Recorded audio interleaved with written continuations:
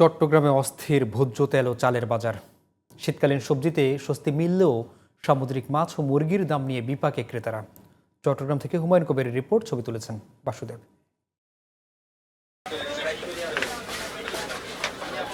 কাটছে না বাজারের অস্থিরতা। তেল ও চালের বাজারের কারসাজিতে ক্রেতাদের পাশাপাশি অস্বস্তিতে আছে খুচরা ব্যবসায়ীরাও। আসলে রমজানকে নিয়ে বড় ব্যবসায়ীরা প্রতিটা বছরে দেখতেছি একটা সিন্ডিকেট তৈরি করে। তেল এবং চাল অনেক দাম বেশি এখন। গাড়ি রেট একরকম, বিক্রি একরকম। কাঁচা বাজারগুলো এখন ভরপুর শীতকালীন সবজিতে। গ্রীষ্মকালীন কয়েকটি ছাড়া সকল প্রকার সবজির দামই এখন ক্রেতাদের নাগালে। টমেটো 30 টাকা, আলু 25 টাকা, বেগুন 30-35 টাকা, এইভাবে আছে মোটামুটি সবজির দাম। যেগুলো গরমকালের সবজি, ভেন্ডি 100 টাকা, বরবটি 100 টাকা, শসা 80 টাকা, চিচিঙ্গা 80 টাকা। গরমকালের সবজিগুলো একটু দাম বেশি। গেল সপ্তাহের তুলনায় কমেছে মাছ, মাংস ও ডিমের দাম। এখানে দেশি গরু আনি কাজীটুর বাজারে, ধরেন 900 টাকা, 950 টাকা বেচতেছি।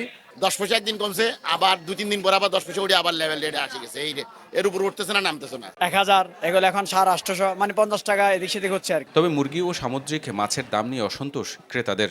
বাজারের অবস্থা খুব খারাপ, মুরগির দাম তো বেশি, সব জিনিসের দাম বেশি। যখন গরম আসে, যখন সিজনটা থাকে না, তখন দাম বাড়তে থাকে। সবকিছু কন্ট্রোল করা উচিত। রমজানকে সামনে রেখে অসাধু ব্যবসায়ীদের কারসাজি এখনই নিয়ন্ত্রণ করার দাবি ক্রেতাদের। Humayun Kabir, GTV news, Chittagong.